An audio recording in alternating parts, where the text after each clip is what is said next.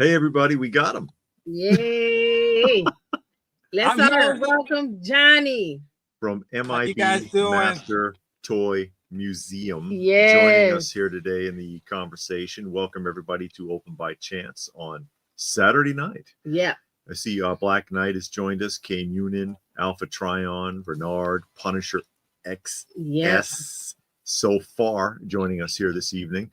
So, yeah, we got, they're excited about the crown already. Right. It's the king of toys. My crown that I have to wear to the shows now. As we get ready to jump off, we tried to get Johnny on once before, and there were some technical problems. It was basically Restream. We're not on Restream anymore. We're on StreamYard now, and yeah, it's a trade-off because one service does some things that others don't. But with the StreamYard, it's easier for people to connect. Yeah. So he made it. I'm here, guys. Glad to have you. Glad to be here.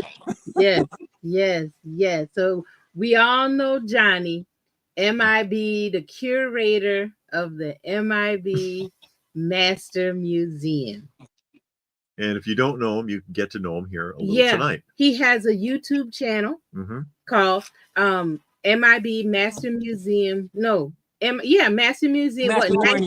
Master Toy Museum. Oh yeah, it's right there. It's right 1979. There. You'll find him. That's his on YouTube. So check him out. He talks a lot. He's doing his little time capsule now, taking things out of the vault. Yeah. Showing it to us.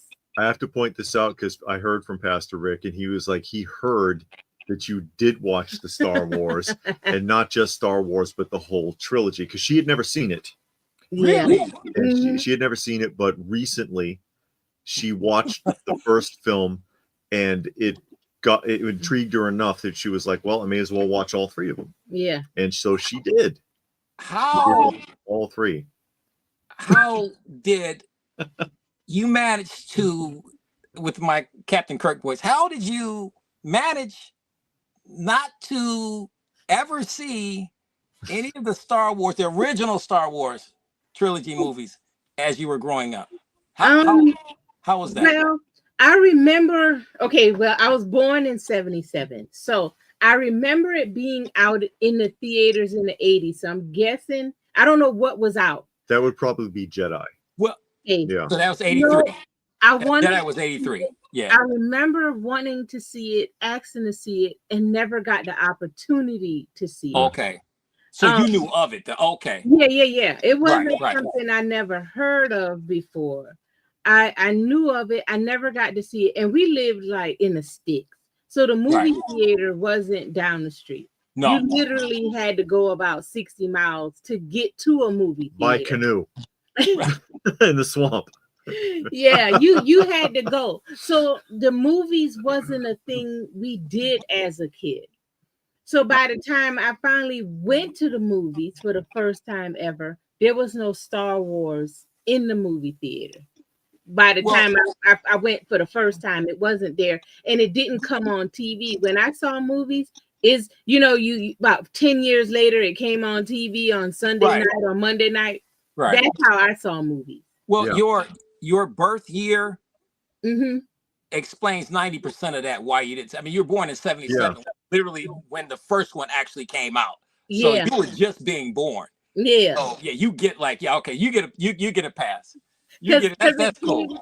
It came out in May, right? May 4th. Yeah. When it came out, I was born on the 27th.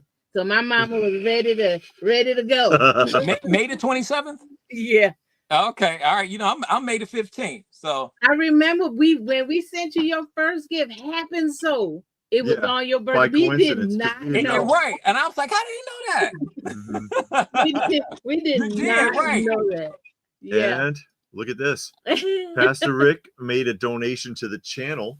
Says, I try to be a man of my word. A little bonus needs to be added. Little something to the kiddie pool. God bless. Thank you very much for that. Thank you. And Pastor by Rick. kiddie pool, of course, a lot of you are aware, we have a cat shelter that we do. And we currently taking care of 15. Oh, wow. And usually when people donate, it's with the idea that it will help with caring for the cats. So thank you so much for that, Pastor Rick. We appreciate it. Man, them cats eat like They starving. Yeah, they always Yeah. Yeah.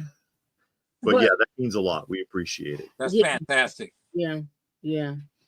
So that's the Star Wars thing. Yeah, that's my Star Wars thing. So I saw, And I haven't seen anything modern Star Wars. I've seen the original trilogy, obviously, and I've seen the holiday special. Well, right. And I've seen even the Ewok specials that were on like ABC in the 80s. Right. And I've seen the second trilogy. okay. But I've not seen anything really that's been done. Oh no, You I did see Rogue One. I did see Rogue One. Right. I was about to say you have to see. I watched Rogue One with my youngest son, and that's phenomenal. Yeah, that's not bad actually. That was really. And I don't know what really happened good. after that, Right. because everybody's mad about everything after Rogue One. When they saw Rogue One, they were like, "Oh yes, this is gonna work," right. and then it didn't. Right. So, You know, some of this, like, you know, Solo and it's some of the stuff I just, you know, I get it. You know, they're trying to keep up with the times and with this new generation. yeah. They try to get these, you know, these younger people involved and interested in Star Wars. But yeah, give me the original 3. Yeah. And maybe a few others kind of sprinkled in, like Rogue One and maybe one of the first. What's that? The Phantom Menace, maybe the first one. Yeah. Phantom Menace. 1999, somewhere around. Yeah. So I'll and maybe that whole trilogy right there. And you know, basically, they're it shows they don't have very much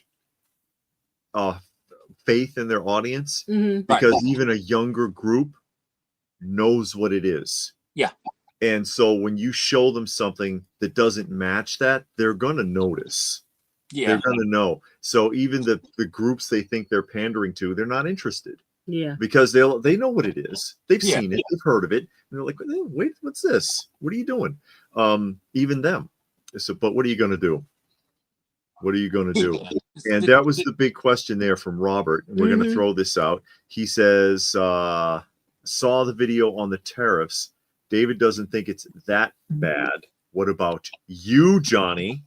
And before you get started, Johnny did do a video. Yeah, he did also on the tariffs. It was a very good video, but he's going to tell us about it here. But go back to MIB Master Museum on YouTube. Yeah, and you can see that video because he went in depth.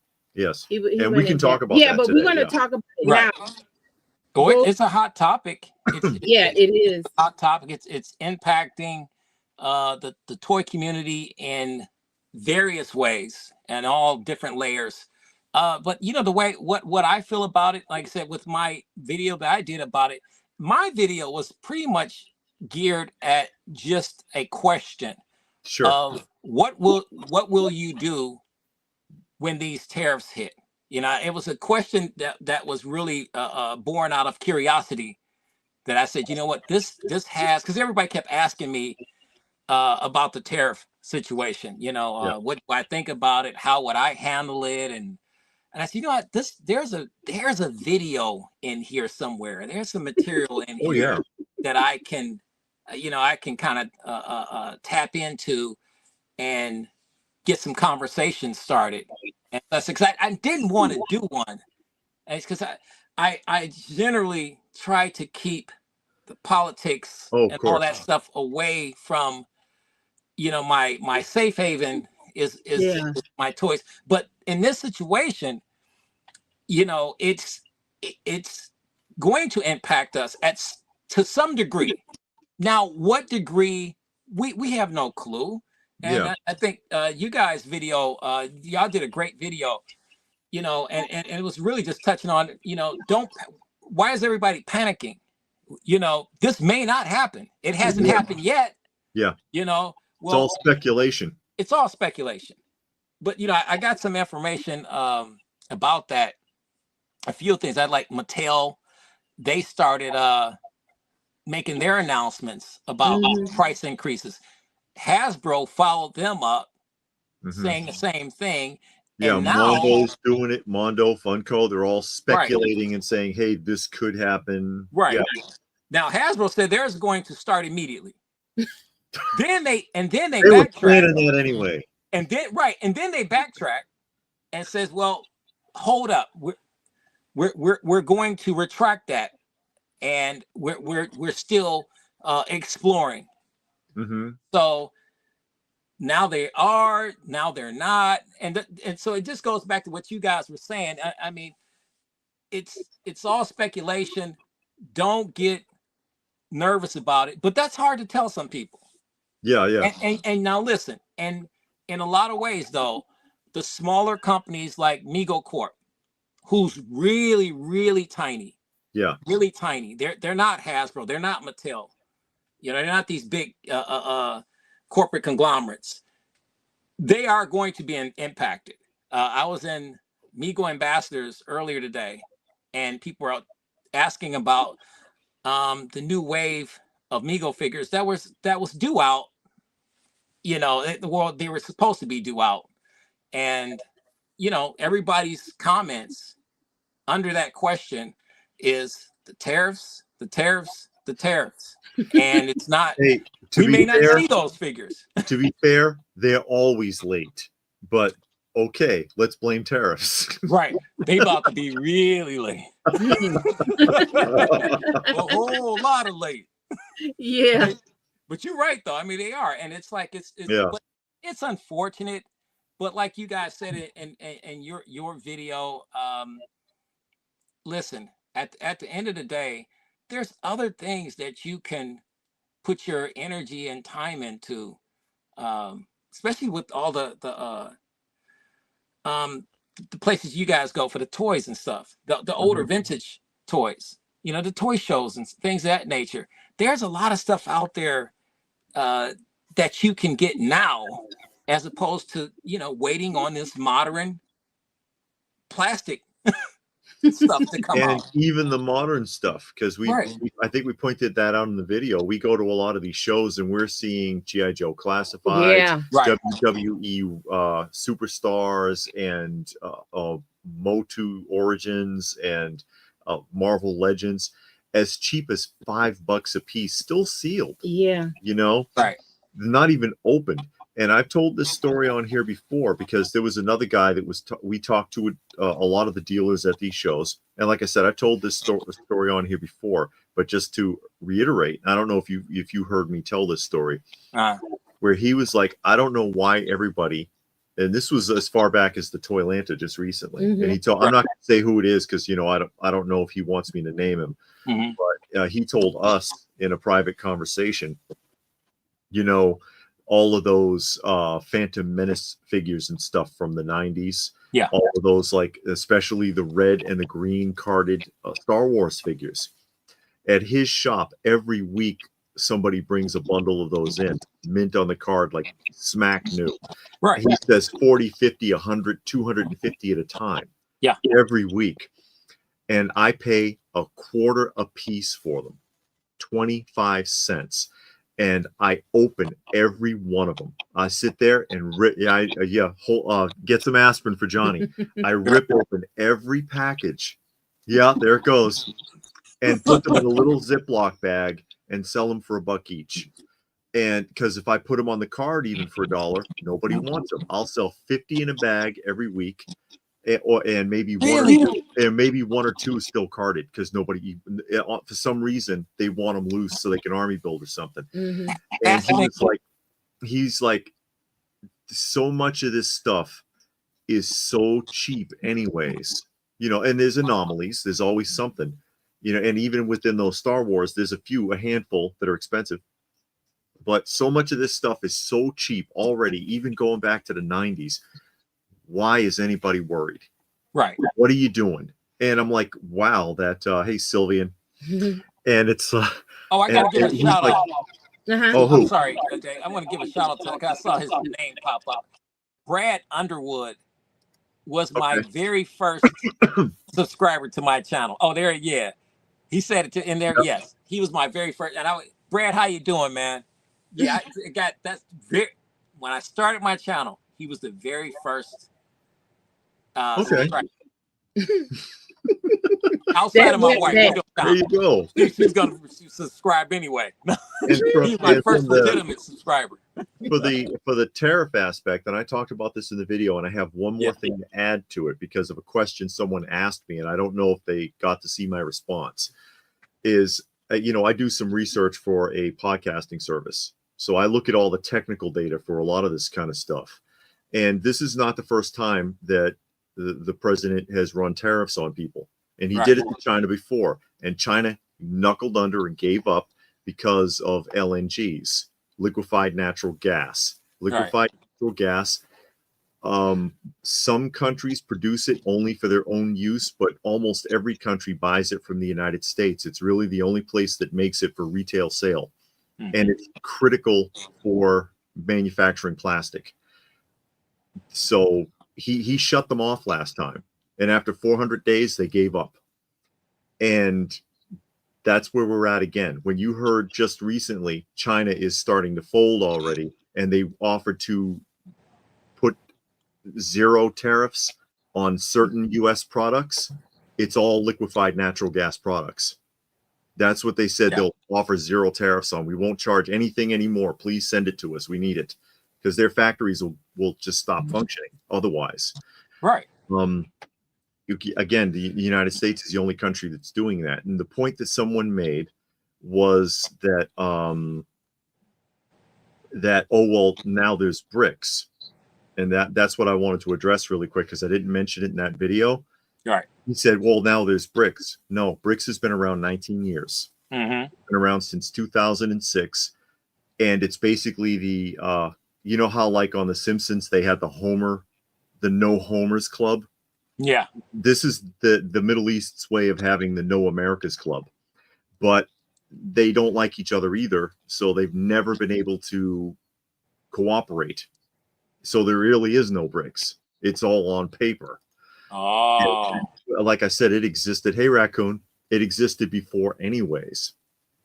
Raymond was telling me there's Frankenberry's on eBay now. I'll have to look. So let's talk to Johnny and see what he's got new. What do you got new going on? She want to get out of the politics. Exactly.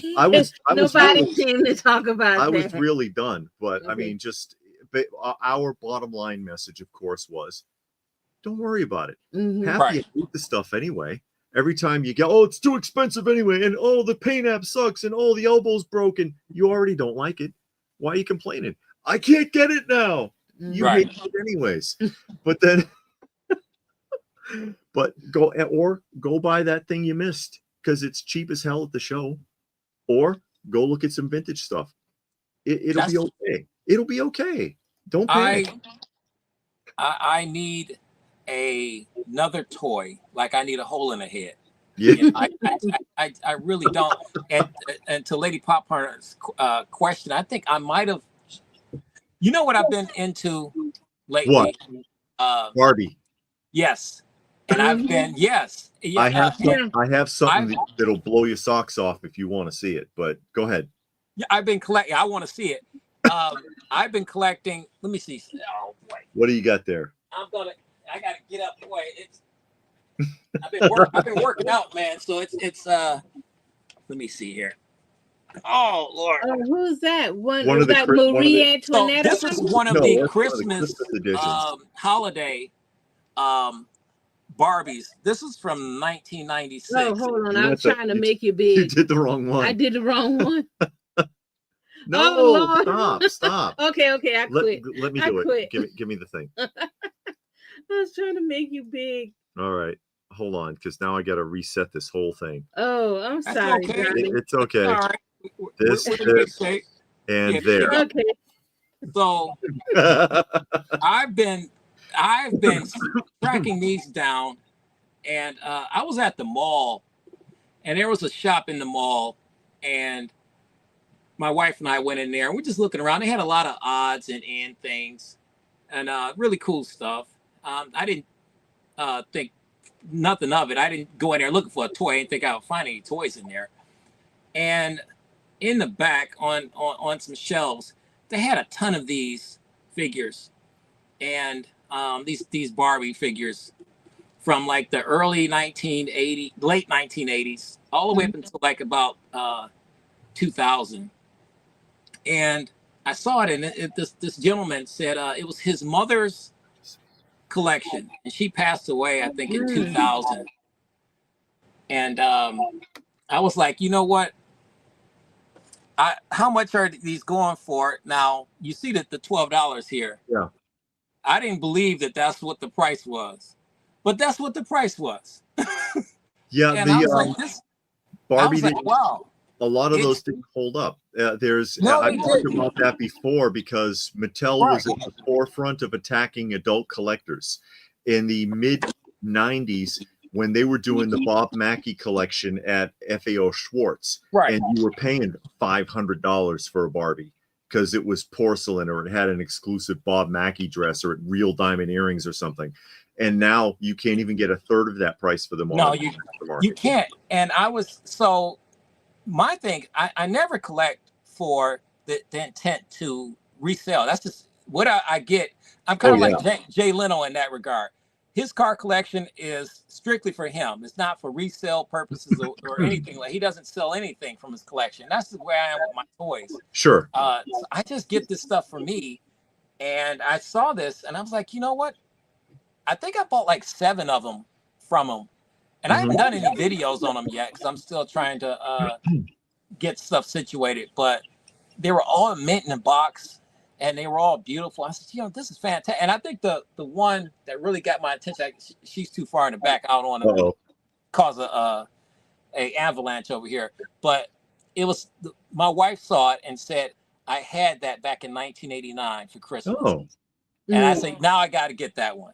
So I had to get that one because she was like, and you know, and that was real emotional for my wife. She was like that. She said that brought back so many memories seeing that doll there. Well, and if she never did, now she understands why you do it. Exactly. And that's an object lesson if she didn't get it. And this is what my museum channel is all about.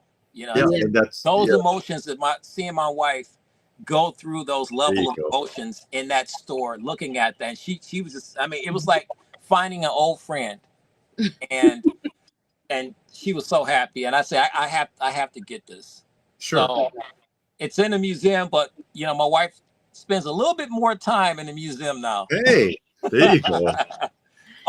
She only spends it over there by the in the Barbie section though. Oh. And T. Stewart joined us, and T. Stewart made a donation to the channel. Thank you, Stewart. Again, always helpful taking care of our shelter pets. Hey, Brad, how are you? Here.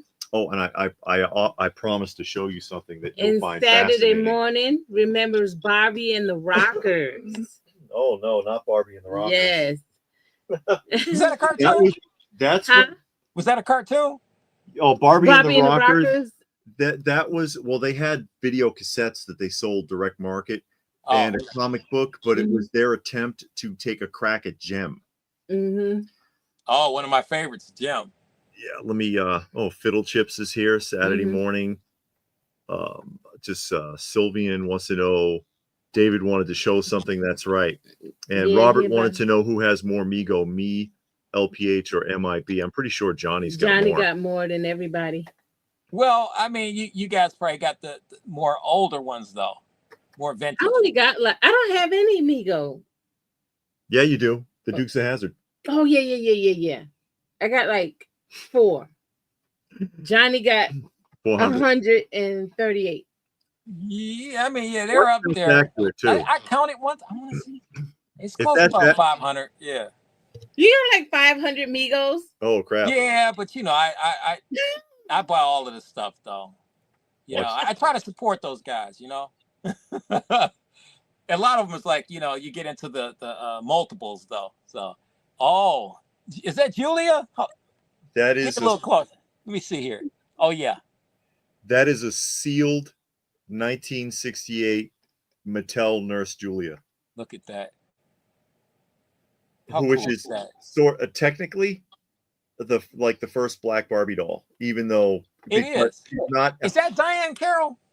Yeah, not exactly. Yeah, Diane Carroll. Not exactly a Barbie. It is a Barbie body and everything, and Barbie clothing, but not technically part of the Barbie line, but as far as I'm concerned, it is. It is. You're holding some serious toy history right there, my friend. So, you know, I'll do dolls if it's got a historic value like this. Right. This one knocks me out. I'm just like, and look at that shock red hair they gave her.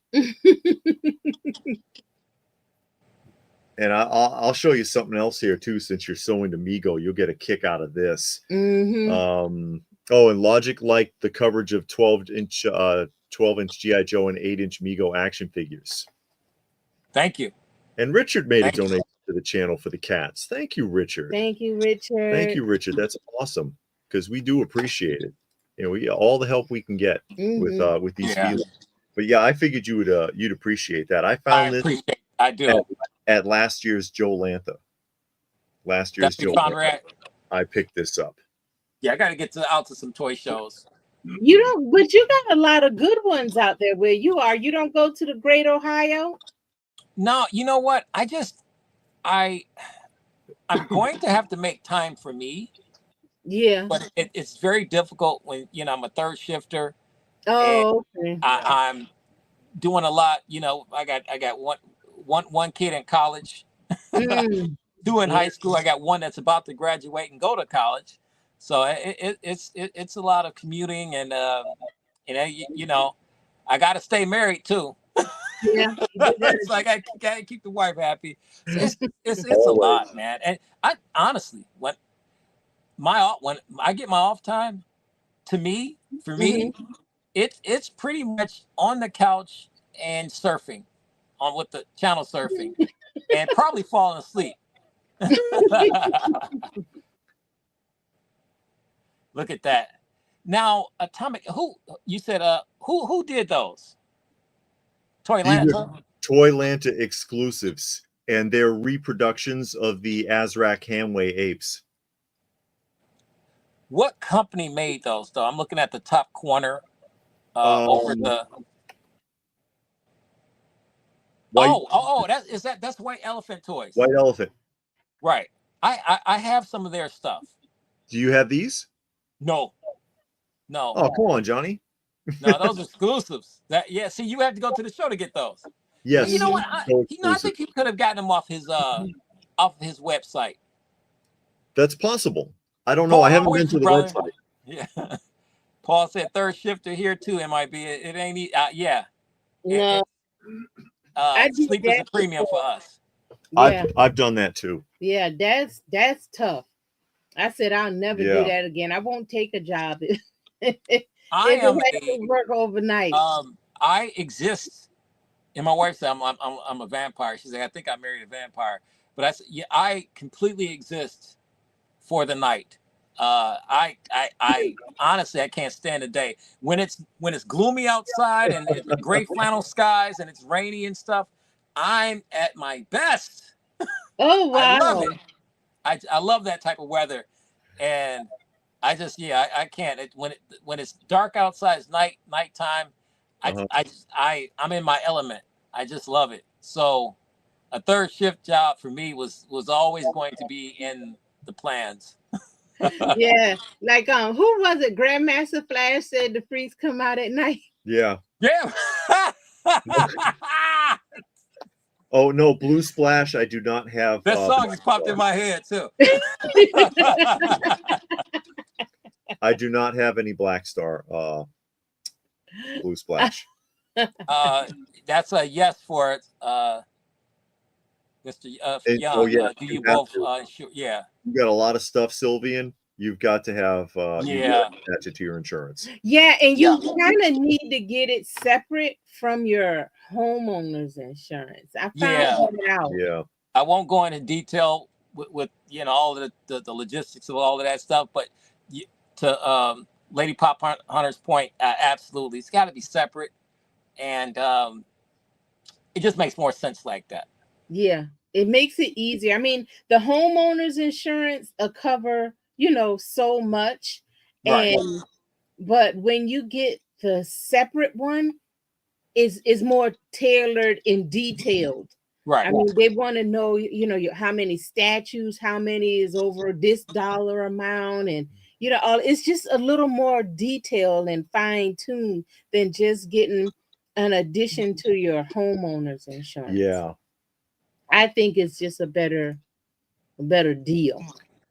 Richard, I did the security thing, third shift security thing way back in the mid 1990s, early to mid 1990s.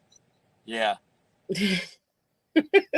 I've always, it's give me the night. What, like George Benson? Give me the night. Yeah, I like that That's song. it. That's it. That's my song right there. That is a good song. Yeah. Yeah, I play it on you know, going into work every day. Or wear my sunglasses at night. Yes. There you go. There you go. Do you have any Black Star, Johnny? No. My vintage stuff, and I assume that he's, you know, Black Star is more of a, Yeah, that's LJN, I think. Yeah. Yeah. I have very little vintage items. My vintage items, I might have under 20 items vintage, because they have to be mint on card, mint on box, minty fresh. You can find them. You got to go to the You toy can. show. You really can. And I was going to say, because with the tariff thing and all that stuff, that has absolutely no impact on me as a collector. Sure. But if anything else, I'm just going to go and, which I was going to do anyway, really focus more on the vintage items, because I'm getting a little older now. So I'm collecting this stuff, and at some point I'm going to have to stop collecting, because it's like, you know, for me, I turn 55 next week. Oh. So that is, you know, that is 5 years away from 60. And I got to make some, you know, I have to make some hard decisions in the next 5 years, of especially with my my collecting. So the collecting is going to taper off a lot, and you'll see just more videos about the items I have in my museum. And I think Ray Bradbury said it the best. His opening intro to the Ray Bradbury show that came out back in, I want to say, in the early 90s or late 80s, early 90s. And he had his room where he did all of his writing and stuff. We came up with all these stories and stuff to tell. He had all these toys and trinkets and all types. It looked like a mess in there, but he said, in here for my writing, I'll never starve in here. I have all these ideas that I can just look around the room and create a story from. So that's that's the way I feel about the Ray Bradbury Theater. The Ray Bradbury Theater, right? And if anybody's listening to this, check out check out that show, and you'll see what I'm talking about. And it makes a lot of sense, though, if you're doing videos. So I just can look around my museum and get an idea for a video. Sure. You know, I think that's what Lady Pop Hunter kind of touched on with one of my videos earlier about the time capsule, you know, videos. So it's just more or less that, just revisiting, and you know, I have over 1,000 videos. So it's like, but a lot of people don't have time to go and go through a bunch of our videos and see stuff. So you can bring some of the stuff back up to date, you know, because some of these videos I made, you know, 7 years ago. Yeah. You know, so bring them back and refresh them, do a refresher.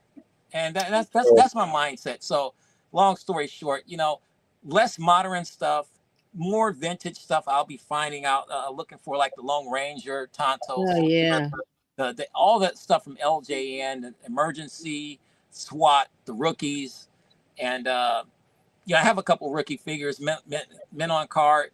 Yeah. You know, so I want to finish those collections from those lines. Yeah, somebody was pointing out, because they said that the Black Star was actually Galoob. I had said LJN, but yeah, it's Galoob. Now, you mentioned just now how your collecting is changing. How Yeah. did you see it change from when you started to now? How has it changed? Well, you know, actually, it kind of worked in reverse. And what I mean by that is, when I first started my channel and collecting, it was all GI Joe. I remember that. Yeah. Yeah, it was all A lot of GI Joe. the 90s Joes. Yeah. Yeah. Yep.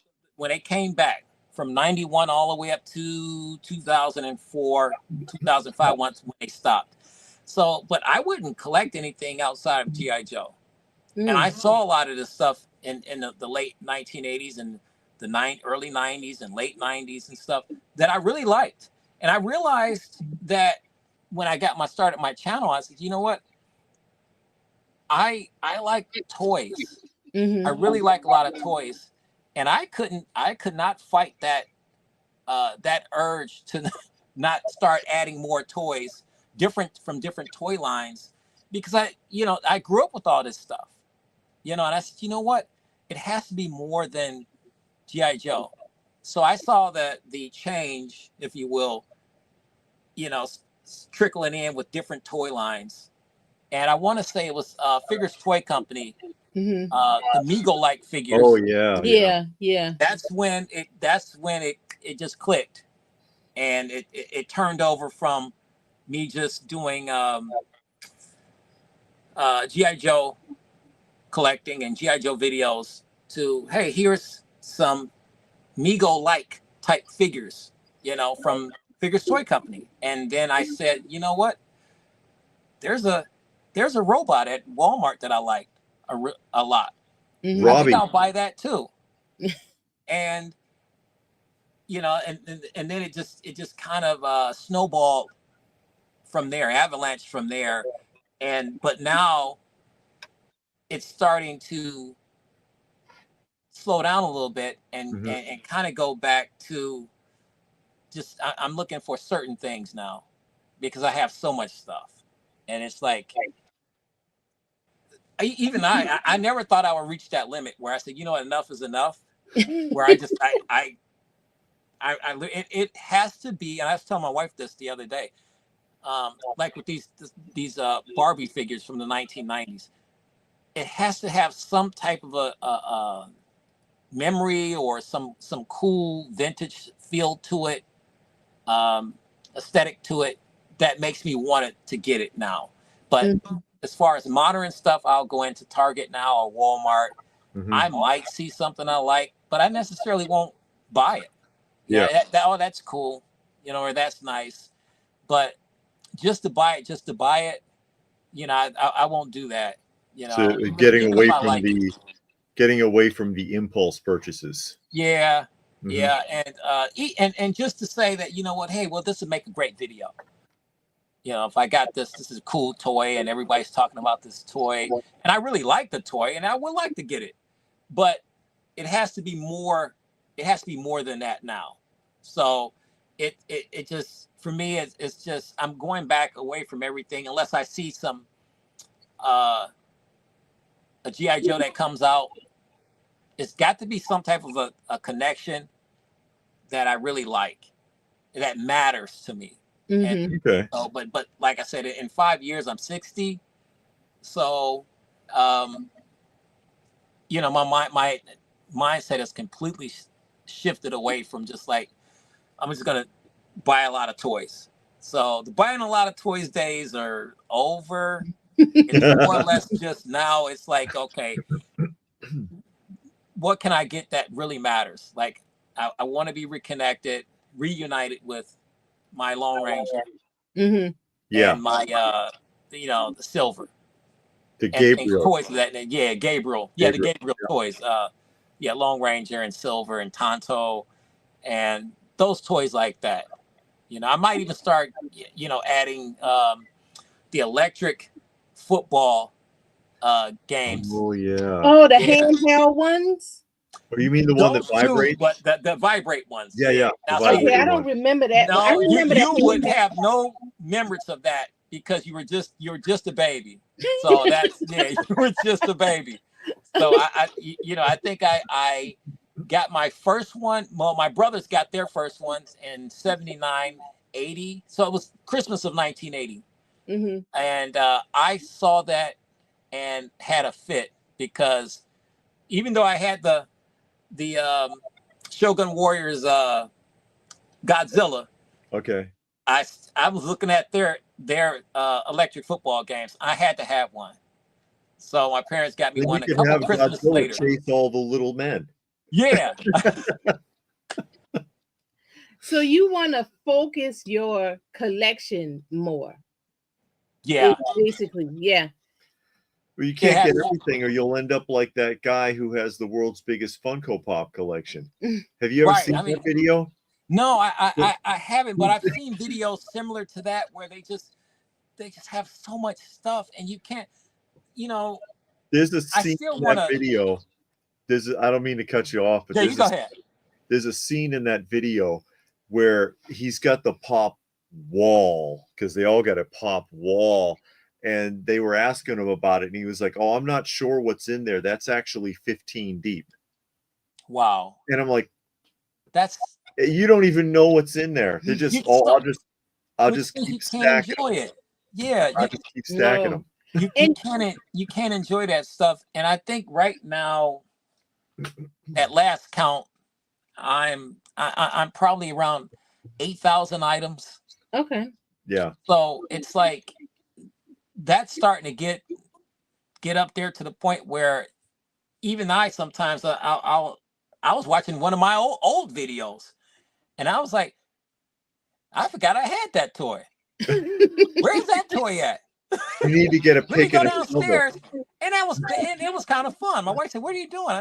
She said, you going through stuff down here? What's up?" I was like, "I'm just looking for this toy. I saw a video back from 7 years ago, and I have not seen that toy in 7 years since I made a video about it."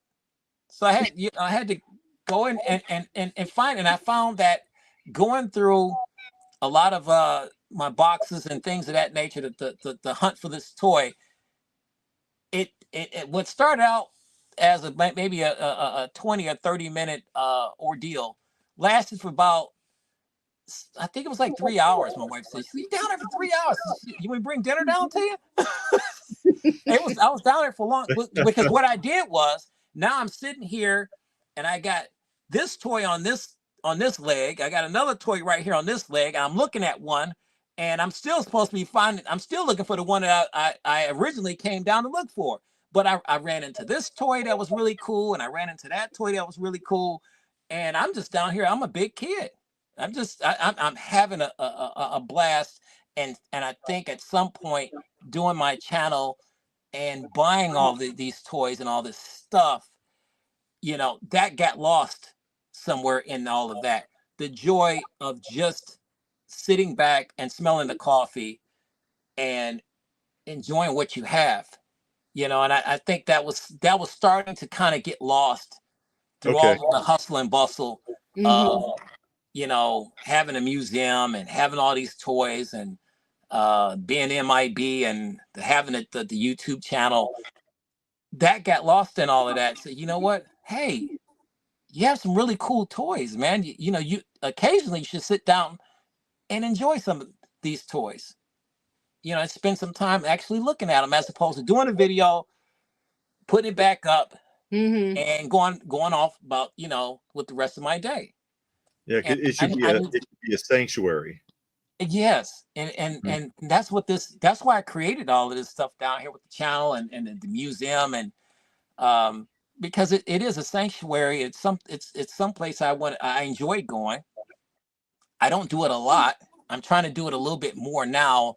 And it's a funny thing about getting old, because when I was younger and I had this building my collection, my GI Joe collection, I was in my early 20s, 21, 22, 23 years old. So I just thought I had all the time in the world, and it didn't, and nothing else really mattered. I'll get around to it when I get around to it. But that changes when you hit, like I said, I'm 54 now. I'll be 55 in less than 5 days or so, something like that. Yeah, that changes. because you start, your mindset changes to hey, let me just enjoy this stuff.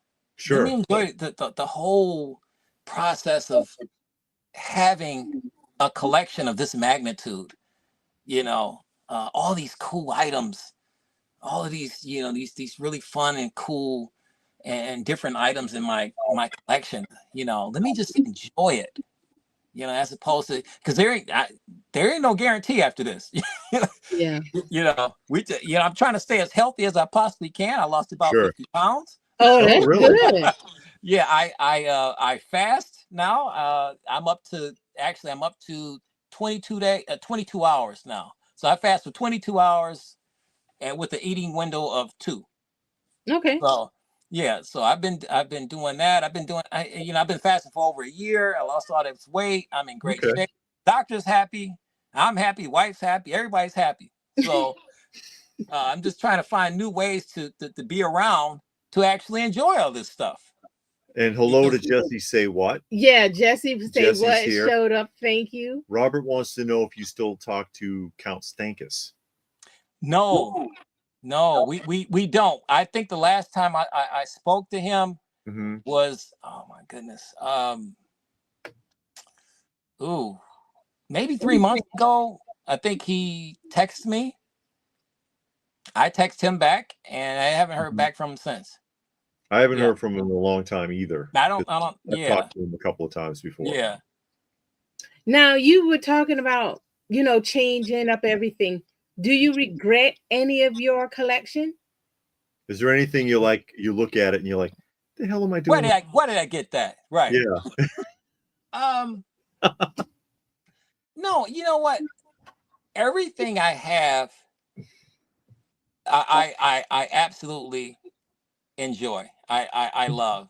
Now, there's some things that I have that maybe I could have held off from getting, but I got. But it doesn't mean I don't like it. You know, it wasn't a guilty purchase. You know, but for the most part, everything I have, you know, I really do. I really do enjoy it because I'm real thrifty.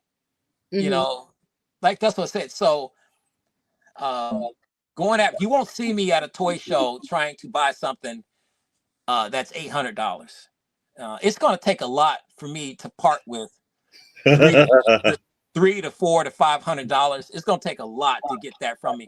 I think the biggest, I'm trying to think, the biggest money that I had to get it. I had to have it. Coswell Collectibles had it. A gentleman had passed away, and they had gotten a whole. Coswell Collectibles got his entire collection, and he had in that collection. I did a video on it. This is like back in 2020. I've been looking for this thing since 2008. It was the GI Joe Collectors Club convention exclusive search for Sasquatch box set with the Adventure Team GI Joe. Okay. Sasquatch. It was beautiful, and it was minty fresh, cherry mint in the box. Everything with all the paperwork, everything. And I want to say that was somewhere around the ballpark of maybe $600.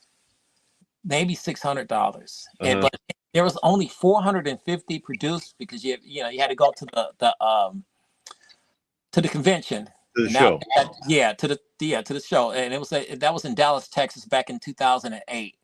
And so I think I got it for like $600 or something like that. So that was the most that I've ever put out for an item, I think. I'm pretty sure. So they twisted your arm. They didn't even have to do that. When I saw that, because you'll never, I guarantee you go on eBay right now, you won't see that set because nobody's going to give up that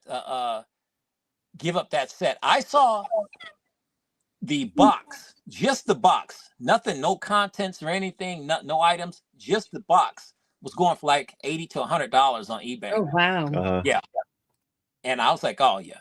So, but that's the one I had. You know, I had to have that. That's the most I will never. And I think that's plays a big part why I can't get this Long Ranger, because I saw a Long Ranger set, Gabriel set, and it was a 2-pack set with silver and a Long Ranger. And I think somebody they wanted like $700 for it, something like that. And I said, I'm not. You might have to bite the bullet. And the box was in bad shape on a couple of them. Because they got some weird stuff. You might have to bite the bullet, because they get the 2 kids, they got the old Prospector. Yeah. There's a couple of oddballs. It's usually not too bad. And nice painted boxes. Right. Nice painted boxes on those too. But yeah. Wait, that day had never come, by the way, buddy. I'm sorry. But I mean, if you're cutting back on your regular purchases, you could save for something like that. Absolutely. And that's the whole idea. That's the whole idea. I'm still gonna be thrifty about it. Yeah. Oh yeah. With the money that I'll save from buying this modern stuff, it'll add up and the museum budget, and I might have some extra money funds to be able to get something that's a little higher in price. But I'm really doing my due diligence and making sure that I get that Long Ranger at the price that I want, in the condition that I'm looking for. And that to people's question, when you have all this stuff, how come you don't have the one toy that matters the most to you? And that's because I can't find it. I can't find the price that I want, and I can't find the condition that I want him in. Has to be almost perfect. I can't. Anything loose, just me. Yeah. It just drives me crazy. So, because like somebody asked me, it's like, well, what's the point of having it? They asked me, what's the point of your channel? And you have everything in its box. What's the point of all of that? Where are you going with that? What's the whole deal with that? And I told this person, I said, the thing is, I said, well, think of a toy that you had from way back when. And he thought about, I think he said it was a Micronauts or something. And I said, do you remember the packaging that you had? He's like, bro, that was the first thing that I got tossed. I said, exactly. But wouldn't it be cool if I showed you a Micronauts that was mint on card? And how would that? He's like, you know what? I didn't look at it like that. I said, of course you didn't look at it like that. You were just a kid back in 1977 or 78 or whatever, whenever that came out. I said, but imagine seeing it brand new, like the first day when you took off that Christmas wrapping or that birthday wrapping, and you saw it just like that on the card.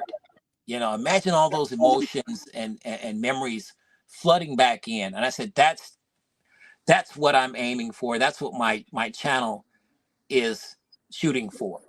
It's connecting you back with your childhood, or part of it anyway. And you get to see some really cool things on the card, on the box. A lot of information that you wouldn't even thought about because you were a kid. You're just too busy trying to get in and get that toy. So once I broke it down to him, like he said, you know what, man? Wow, that makes a lot of sense. He said, hey, you got a new subscriber. I said, I appreciate it. I appreciate it. That's all I'm trying to do. But you're not, I'm not going to sit up here on my channel for 15, 20 minutes and play with no toys for you. I'm not going to do that. You have a lot of other channels that'll do that for you. Yeah, they do. Yeah. And for us, it's the aesthetics of the original packaging and the history. Absolutely. There's a lot of history on that, and plenty of history. You can learn something from it as well. Yes. Somebody was asking, I believe, about the wanted to know which figures you were looking for. Oh yeah, Lone Ranger. I believe he, because they're 3 3/4 inch ones, but Johnny wants like the 9-inch ones. Yeah, they're 10 inches. 10, but 10. Yeah, that's it. I want Tonto, Long Ranger are at the top. I want to say there was there's another one. Butch Cassidy. The horses. There's an old prospector, if I remember correctly, and then there's two kids. There's two kids. Yeah. There was a bad guy dressed in all black. Black Bart or something. I can't remember. Yeah, I can't think of his name either. But just the history, and I have this sitting here. Just looking at the history of it, we'll ask that. I'll get to that question in a second. Like this, right? Remember these rack toys? Yeah. You don't find these like this. No. And with the price tag still on it. Right. Right. Big Look at all that history oozing off that card. Yeah. All the history. Look at that. Oozing off. Because when we were kids and you went to the supermarket, you saw these all hanging on the wing racks. Yeah. Yeah. And this survived all the way from 1976. Look at that. And you could have your whole band. You could have your recorder and your other recorder. And your guitar. And then you have your little 4-string guitar with a pick. Oh. Then you can jam. And this was $1.49 at J.C. Penney's in 1976, which is kind of expensive to me, J.C. Penney. What the hell? But like this in 70s should have been like 59 cents, 79 cents. Yeah. So I don't know what's up with J.C. Penney, but you don't find this stuff in this kind of condition. I think that's amazing.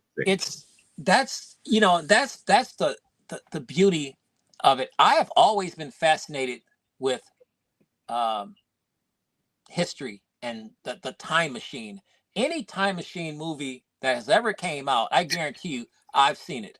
And I wish I had a time machine, because just you holding that up like that in a small way, in a very, very small way, that's what our channels and our collections are.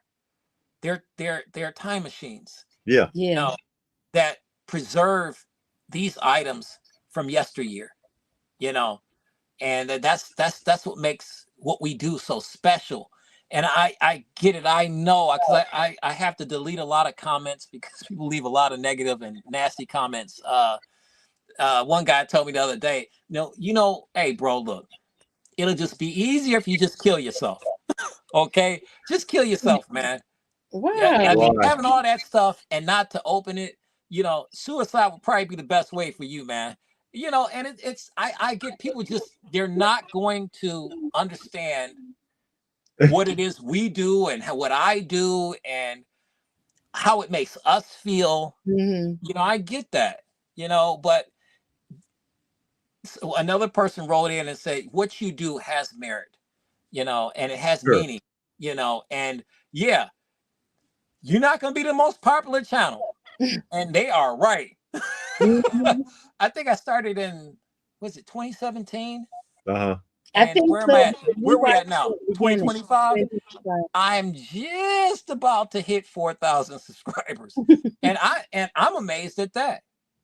I thought when I first started this channel, I'm going to be talking about toys and boxes and on cards, that I might get 20 subscribers. That would be fantastic. So to be able to be closing in on 4,000, because it's not popular what I do.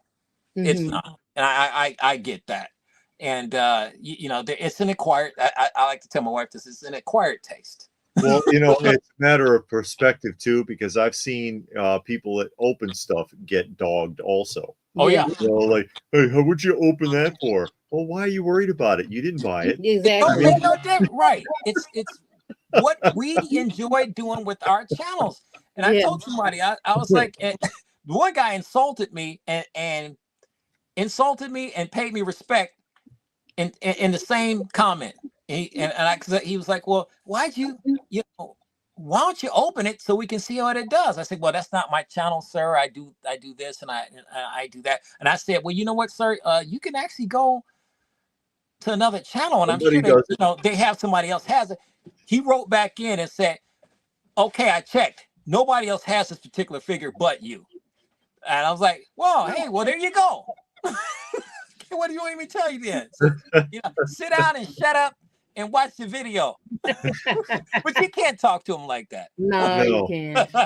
Somebody wanted to know what you think of them trying to grade action figures now. It's all about yeah, I've been asked that question a lot, and is, you know, do I have my figures graded? No, I mean, I'm not big on that stuff, because once again, you're talking about resale purposes, resale value, things of that nature.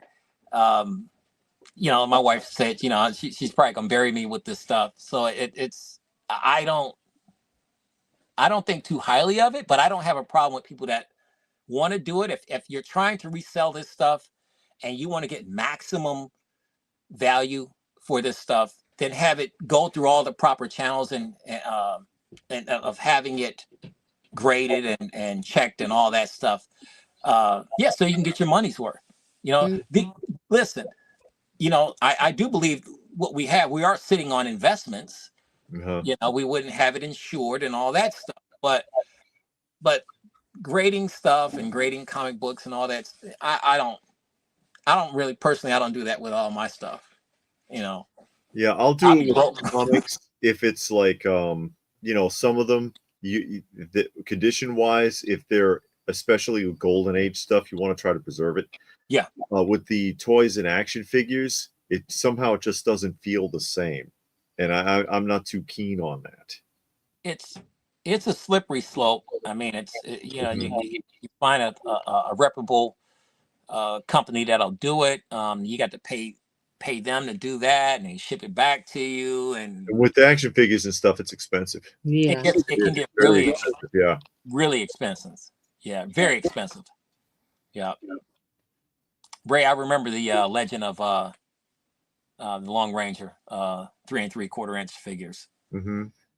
And I can find those on eBay all day. They have those on eBay. They have some of the Long Ranger figures, the Gabriel ones that I like. Yeah. But they're never. You know, I think I saw one that was like $300. And you know, once again, it's just a matter of condition, though. And I don't think for $300 the condition was $300 worth. Hey, Paul. Hey, Paul. This is Paul Knapp. He also has a channel. Oh, he's a good guy. Yeah, he do custom GI Joe. What 1/6 scales? Yes. Yeah, 1/6. Paul does it everything. Yeah. Mm-hmm. He do a lot of dioramas, and he's got a great live stream. Yeah, he does a live stream every Monday. So if y'all want to, and he interviews people.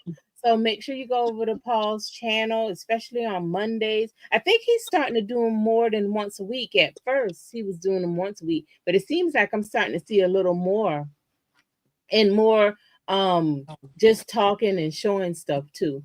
Yeah. So make sure y'all jump over to Paul's channel and give him a like and a subscribe, watch a couple of his videos, see if you like it. Another one that I would like to get that I've never had is the Bonanza action figures. It's 8-inch, 12-inch. They're like I want to say they're 6-inch, and they were done in, they might be a little bigger, 1967 American Character, the company that used to make dolls. You said I'm writing that down. That's, in 1967, I believe it's American Character made a set of Bonanza action figures, and they only made 4.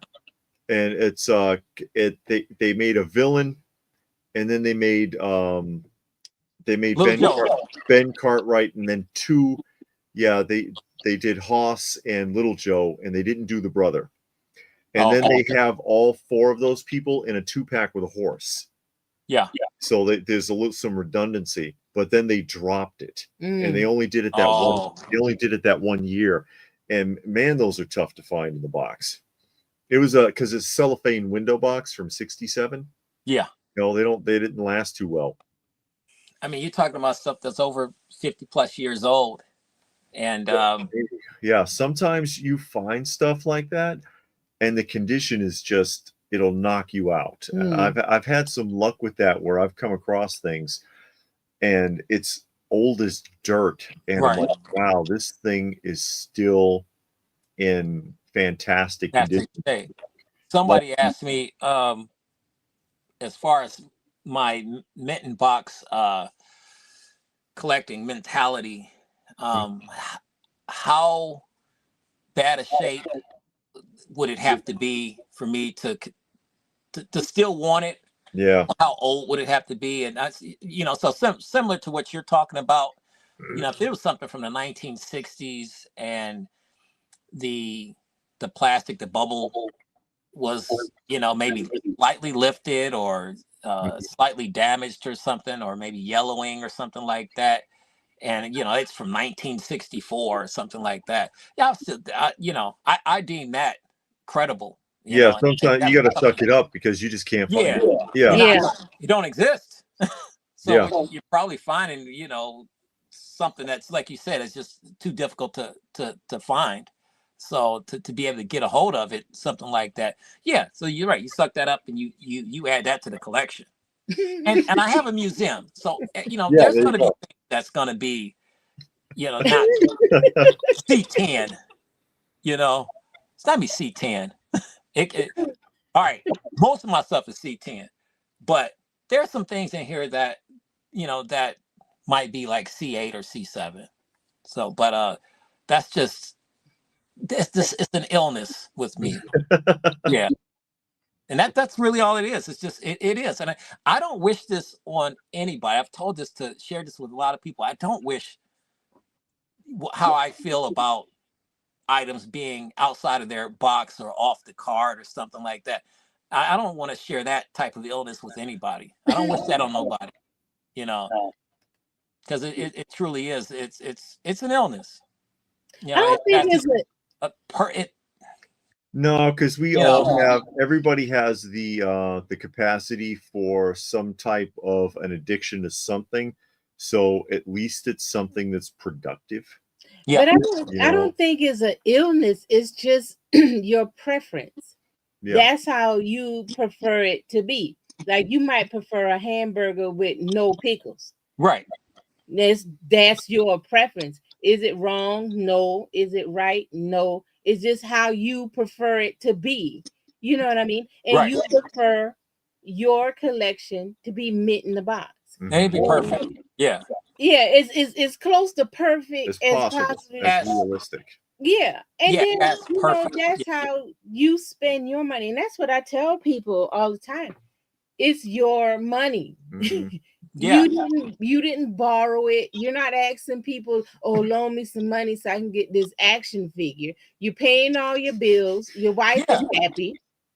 Because if you wasn't paying the bills, I don't think you'd be sitting on this live screen. Nope.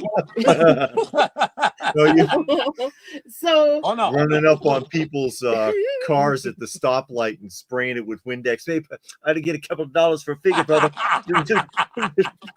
Yeah.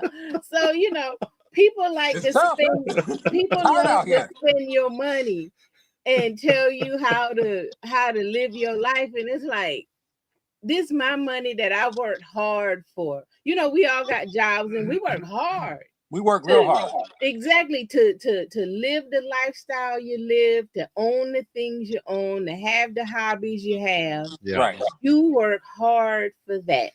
So if you work hard and you say my money, my spare change is going to mint, hey, that's on you. Yeah. You didn't borrow a dime. And all your bills are paid. And my thing is, my whole thing is I love the way everybody collects. Yeah. I don't frown on anybody that collects loose figures. I was visiting a friend a couple of weeks ago. He's got a nice action figure collection. He's got a lot of vintage stuff too. He has like about 3 or 4 of those Pulsar figures from the 1970s. Oh yeah. They're all in various different type of conditions. He just enjoys collecting this stuff. Sure. And he asked me, he's like, man, this doesn't bother you to do it. And I was like, I said, yeah, but I love the fact that I can actually see these figures up close and personal without being in a box. You know, because I have never seen a Pulsar figure in person out that was not in a box. I've seen some at a toy show that he was in a box though, mint in box, and that guy was asking way too much for him. You know, I don't think Pulsar is worth $800. Now I might be wrong. I think so. Yeah. Now he was mint in box, and the box was beautiful. Some of these guys not for no $800. Yeah. You know. So I'm sure Pulsar somewhere is still sitting. That guy still got that Pulsar. But you know, I told my friends he didn't want to sell it. No, and yeah, Dad priced himself out. But I was like, you know, this doesn't bother me. You know, it's I wouldn't do it. You know, you'll never see me opening up my figures. But look, I mean, this is what you like to do, and I think that's great. So, Paul is asking, is there a holy grail out there for you? And us as well, I guess. With me, it's always going to be the Lone Ranger. Yeah, the Gabriel Lone Ranger. Yeah. Yeah, with us, it's a little bit more complicated because, you know, I got a piece of this and a piece of that all over the place, and I'm like a hair away from completing certain sets. Like Steve Scout, the only thing I'm missing mint in the box is, yeah, you got a Steve Scout. The only thing. Thank you. Yeah. Where'd you get that? From you. That's right. Sweet, too. Thank you. You're welcome. The only thing I'm missing, Steve Scout, is the Jeep set in the box. You got everything else? I have the whole thing except for that Jeep in the because you know mine are all sealed. And then like the Inhumanoids, I still need the Liquidator on the card. I remember them. And I need the Decompose in the box. So 2 pieces. You know, and it could be years before I see one because it's taken forever just to put together that small set, you know. Or the Product People, I still need Frankenberry in the box. It's the only piece. I've been trying to do that set for what, 16, 17 years now. Oh, was that what Ray was saying that was on eBay earlier? Yeah. I'll have to look later and see what he's talking about. Because in the box, the retail box, it's the only one I still need. You know. Wow. Or Uncle Rolly from the Pillsbury Playthings. It's a little Pillsbury. It's his uncle finger puppet in a little car. In the box, that thing is a fortune. Yeah, it's insanely expensive. But yeah, but you know, I'm all over the place. And for me, because I know a lot of people are like, "Oh, it's the thrill of the hunt," and I'm like, "No, I don't want to hunt for nothing. I want the piece so I can be done." Yeah, and then and then I've got the whole set, and I'm happy. Right. You know, like I've got the whole Kenner Chuck Norris line. You know, the Kenner. I remember that. Yeah, I've got the whole set. I'm done. I'm happy. I don't have to look for anything anymore. You know.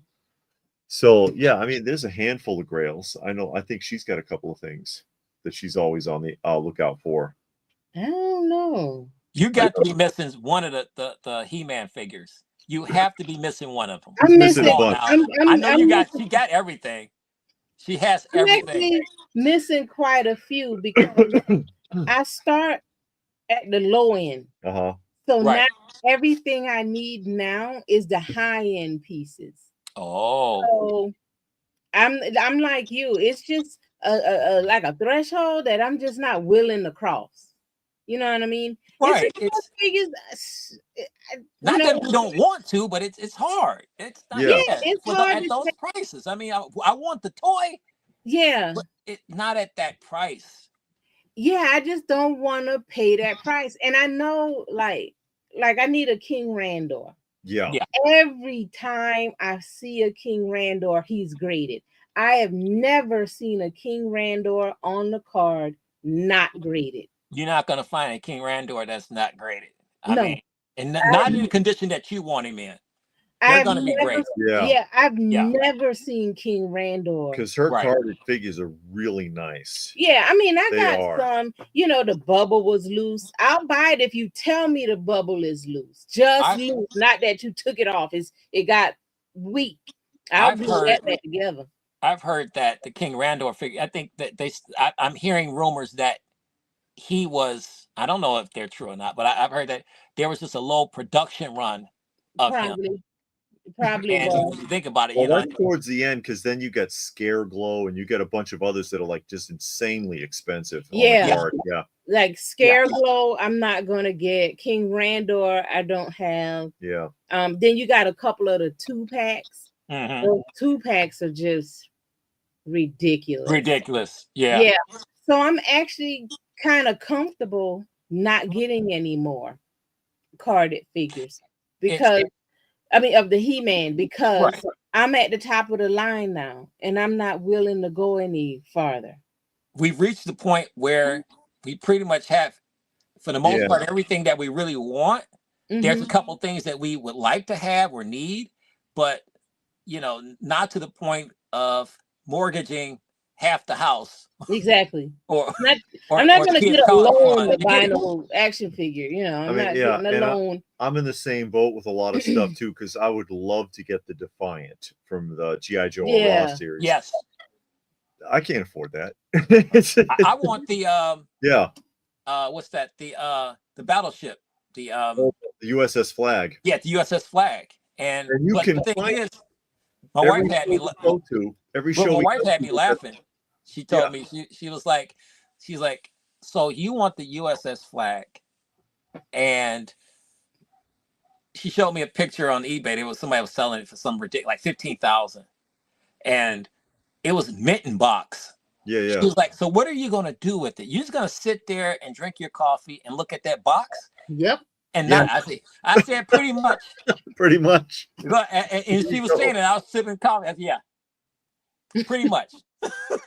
And she was like, for $15,000. But it's not, because we have been. I was like, no, I wouldn't do it. I think I couldn't do it though. No, we have been the shows. They're out there. And you always see more than one at a show. We've seen them in the box, and I've seen them for $1,200 in the box. I can do it. I can do $1,200 in the box though. Yeah, but it's still 100% in the box for $1,200. Yeah. I mean, like a USS Flag, I would take it out the box. I honestly would. If the box is already open. Right. Now, if the box is factory seal, it's going to stay factory seal. Okay. And see, it has to be factory seal. It has to be factory seal. It has to be. For you, it has to be. But if I bought it and it's 100% complete, I mean everything, not 3D. Every sticker, right. Sticker, the blueprints. Right. The original blueprints, not a copy, not something downloaded off the internet. The original. Right. Is in the box, but the box is open, I would take it out. I would take it out and set it up, and I'll put that have the box on display with it. Right. Right. And now, that's the situation for me with the Terradrome. You can't see it here, or you might can see it, like right. I can see it from there. Behind Dragon there. Yeah. But I got that. It is complete. And it's loose, but it's complete. Everything's there. It's really minty. Even the pilot's parachute has never been folded because he's never worn it. Right. It's that perfect. And I knew that was the only way I could ever buy it, because piecing that stuff out is a nightmare, and you'll end up paying. It'll cost you twice as much in the end. Yeah. And I found that one at a Joe Fest. A couple of years back, and the guy gave me a really super deal on it, because basically he knew it was coming here. Oh, and I get that sometimes. It was like, is it? I don't even know these guys, and it's like, is it going to go in the museum? What? Yeah, it's going in the museum. But oh, here we go. What's wrong? Telling her there's a cheap Randor. She's can't yet. Oh, for $271. Oh yeah, you got to check that out. I got to look at it. You got to take a look. Recarded, or the cards. Something wrong with it, or the cards counterfeit. Yeah, something gonna be wrong. And you see a lot of that stuff now. Yeah. Especially with the 3D printing and all this. Guys are getting really good and crafty at making these cards, these reprint cards, and now they know how to seal peel the plastic back down. And so it's really tough out there with the vintage stuff. The vintage is no joke. It's really tough out there. I bought one by accident, and it was and I should have known because the price was ultra cheap, and I got it. I'm like, this card Doesn't look right. Yeah. It didn't feel right. It was a little bit off center, and it was a reprint card. They got you, huh? Yeah. Oh, I hate it when that happens. I didn't read the thing good enough. The okay. They did. He mentioned it. They did put it in there, but they put it like at the end, and I read like the first couple of lines. You know, like the fine print, like signing a contract. Yeah. Yeah. Yeah. So, you know, but I mean, I said, okay, right. This won't happen again. I mean, I got it on display, but it won't happen again. Because now I read, and if I'm confused, I tell David to read this and make sure and tell me what it says. Yeah. And then he'll verify. And that's the thing. You know, we can do our due diligence and our research and stuff, but you know, these guys are getting really good out here, though. Yeah, they are. They know the market. You know, these toys have big value in the toy market and stuff, and they want to get maximum value for those toys. And if it's something like a lifted card or something like that, or bent card, or they're going to try to do whatever they can to correct it or fix it or change it. And what they're doing is what they don't understand is that they would do better just to get a little bit less for it and sell it just like that, because we want the actual history of that toy, the card art, everything. We don't want it. We don't want you to change it. We don't want you to devalue it by doing that. You know, defacing you know, these items to me is sacrilege. It's just a sin. I mean, to do that. So I don't, but that's a whole nother video for a whole nother time. Somebody asked me about how I feel about, you know, reproduction stuff, people, you know, changing, putting new items on vintage figures and reselling them. And hey, well, you're still getting a piece of history, but I you know, I just want the history. I want it the way it was, not you know, 2/3 of the item is practically brand new now because you try to restore it, which is fine if that's what you're doing, you know, but you can't sell it to me like that for $300 and tell me that, hey, look, you got a new figure. No, you're right, it's a new figure because all this stuff is brand new. Yeah, you know, one leg is vintage. That's it. I went through that with the Godzillas because my first version one, right behind her, it's the one that's light green. I had one before that was missing the fist, and they were like, well, you can get a 3D printed fist. But no, I'm not buying a 3D printed fist for nothing. If I can't have it complete, and this one is complete now. Right. He's got all of his original pieces. You sleep better at night knowing that. Yeah, I don't want 3D printed anything. Besides, that stuff falls apart. It degrades over time. The 3D printed stuff, it will fall apart. Yeah. Right. And Beaker had asked a question. I just wanted to address that really quick. That we had talked about tariffs extensively at the very beginning of the live stream. But, you know, it will save on the channel. So if you want to go back and look at it later to catch that up. Yes. So we don't run it check that out. Yeah. So we did talk about that at extent. Oh, that's a good question. I can answer this one too. Paul wants to know what's the oldest thing you have. Yeah, in your collection. Johnny. The oldest thing I have? Yes. It's probably my I think it's my LJN rookies mint on card from 1973. Yep. That's about the oldest one I got. Okay. Yeah, I found it Saturday morning. Okay. It's $4.75 and it's on bid. Oh no. They can have that. Here, Paul, you'll get a kick out of this. And this is loose, but you will not find a box for this. Let me blow this up. I'll show you this, Paul. Are you sure? I'm pretty sure. No, you're not gonna find a box for that. This is the 1934 5 19 I think it's the 1934 Structo lever action clockwork pressed steel tank. Yeah. And again, there is a difference because there's different versions, and the lever action with the lever action, was it 80? It might be 35. I think the You lever think action, 1935? yeah, the lever action was only done 1 year. I've seen that. Yeah. And this, you know, this is about 4.5 pounds. It looks heavy. Yeah. Look at that. Look at that.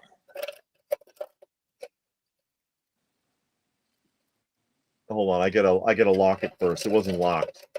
And look at your face as you're doing it. It's just he's happy. He's having a ball. I'd say this is what it's all about. Yeah. And this is the oldest piece because it is. How cool is that? Are we gonna run, or are we gonna be difficult? We're gonna be difficult. We're gonna be And difficult. you're laboring with it because it's got some heft to it. It's heavy. Oh no, I lost you. Hey, I'm here. Where's everybody else at? Right here. All right. Okay, let me put David back. I say, hey, don't worry, guys. I run the show. But David this can't is, get it to work. Well, it ran for a minute there, but yeah. So it's 90 years old. That's 90 years old. We're getting close. We're getting close to being an antique. Yeah. It ain't no antique yet. Antique is 100. 100. Really? Yep. Yeah. So we'll be at 100 soon in the 30s. Man. 2035. Yeah. But the fact that it looks the way that it does and that it still functions, that is just remarkable. But as far as a box, yeah, I doubt that you could find a box for it. Yeah, that was just on the shelf. Yeah. But imagine if you could. Yeah. I'm sorry, guys. That's the mint boxes. How much I'd love to have be? the box. But I'll take certain things. I'll take it if it's right. loose. Like the Shogun Warriors, they look great like that. Right. So I'm happy with that. I've got my Beverly. Their boxes were not to cut you off. I'm sorry, Dave. But the boxes for the Shogun Warriors were notorious for just being very not flimsy, but not very durable.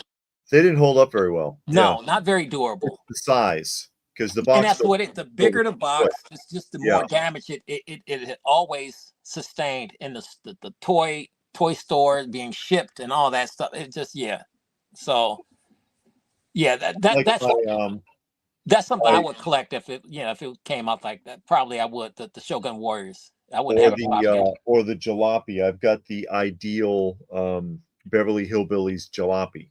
Oh, really? From 1963, and it still works. It winds up. It's big. It's like 23 inches long. They made some great toys back then. We did a full video on it before, and I wound it up and I ran it, and it drove across the room. Yeah. To show that, and that's loose, but they never work because it's a spring inside of a cardboard tube. Looks like the tube that you get off the paper towel roll. Yeah. So they didn't last. No. But and this one is intact. This one apparently nobody ever messed with it.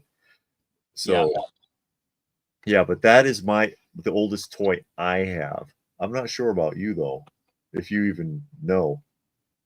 I think it's that Transformers figure. You know what? From Probably the 70s. She's got the Takara G0 Megatron.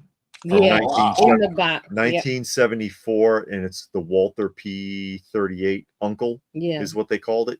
Yeah, and it's still in the box, unplayed with. Yeah, the bullets are still on the tree. Everything. Because I talk about that one frequently because it's die cast. It is Megatron, but it's actually die cast metal, and it actually shoots plastic pellets. And Hasbro took all that away when they brought Transformers here.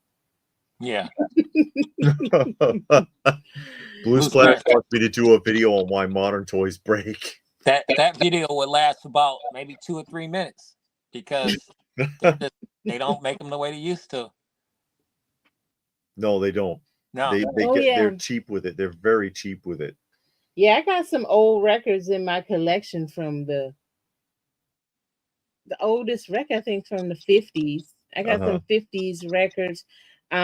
We got some Victrolas that we had got from a lot, but I'm not really into that though.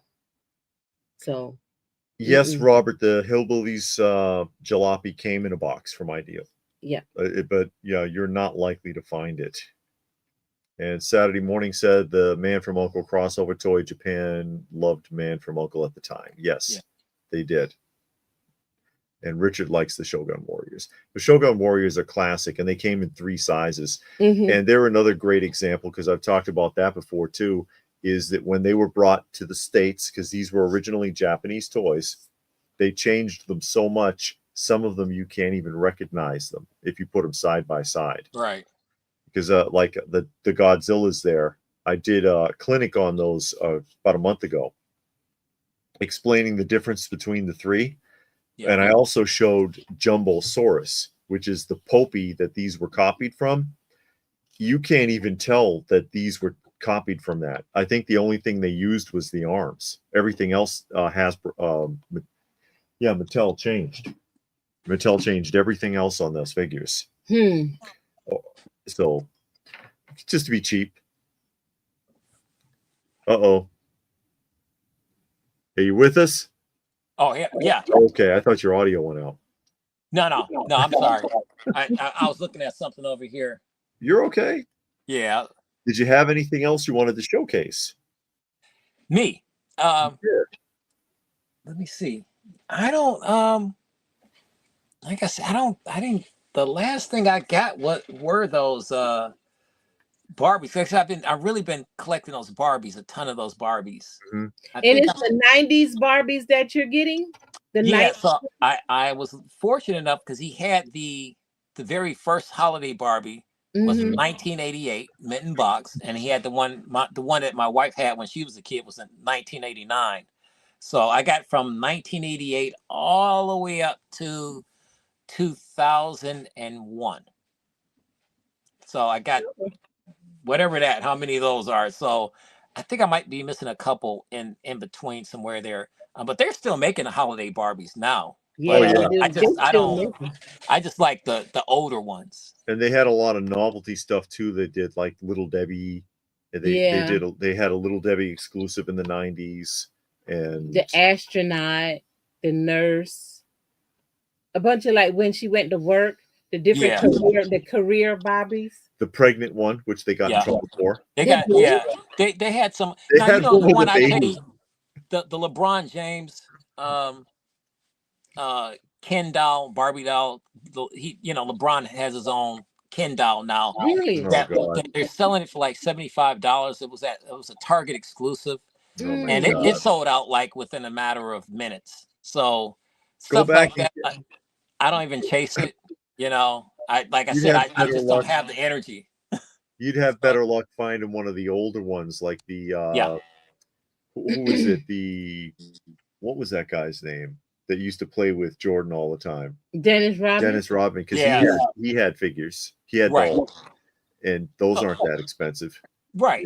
So stuff like that. But to your earlier question, I haven't done a lot of shopping. Like I said, I've really kind of tapered off from that. I did order some FTC figures, the Super Friend.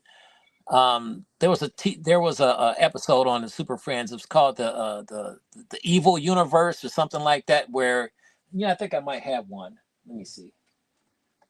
And I got this one as a gift. Oh yeah. So I got I wanted to complete this collection with the evil Superman, the evil Batman, the evil Robin, the evil Aquaman, and the evil Wonder Woman. So I was able to kind of complete that the other day and get that whole set, because a couple was for a Christmas present from my wife's parents. And see, I know what they're getting me, because I have to do that, because one time they ordered something for me, an action figure for me, and I had it already. So I told my wife, told me, say, you I might, can see you're that. gonna have to, yeah, you're gonna have to he's gonna have to make a list for you. You can't surprise him because he has pretty much everything. So they thought it was a GI Joe that I didn't have, and it turned out I had that particular GI Joe. So Think gift cards. yes. Anyways, Yeah, or how just you know what I do now with my wife's parents, they'll just have me write out a list of what I don't have and what I would like to have, and then they'll go and and get something off that list for me. So it works out pretty good. That's good. Yeah. How about vehicles? Somebody was asking, you got vehicles? They specifically asked Barbie, Blue Splash, but yeah, I know you've got some vehicles. Yeah, I got a ton of I'm looking to see if there's anything in. It's in there somewhere. I know you got You those can see over my shoulder and stuff like that. I saw You can those see. dump trucks that you had got. Uh-huh. Yeah, so I know you got a bunch of those and a bunch of the GI Joe vehicles. Yeah, I got maybe, I want to say probably about maybe 9 or 10 Barbie vehicles. I think Okay. I got the RC one right here from Barbie the movie. I don't know if you can see it back up here on the shelf up there. So that's probably like one of my favorite ones. And I think it's display friendly because there's no cellophane covering over it. You can just kind of reach right in there, and the car is locked down and stuff. So it's really cool. Got the controller and stuff. So, but yeah, I have about between 9 or 10 Barbie vehicles. Okay. Do you do Transformers? So the only Transformer I have, literally, he has one. Okay. Paul thinks I need a tiara. A tiara. Yeah. It's the only Transformer that I have. Try me. Yeah, and I will. Let's see. You want guys want to try me? Don't let the Decepticons win this race. All right, he's got some more things on him. He's cool though. Let's see what else. Activate. Megatron must be stopped, no matter the cost. So, and what he's really cool because, and once again, because you keep everything in a box, you can see this great stuff here. He's remote control, and you can, with the remote control, you can make him turn into the truck, and then from the truck back into his standing form. Okay. So that's really cool. And this guy was sort of kind of expensive, and he's still in stores now. You can find him in Walmart, places like that.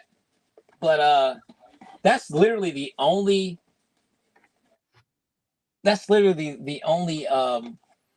Transformer item I have.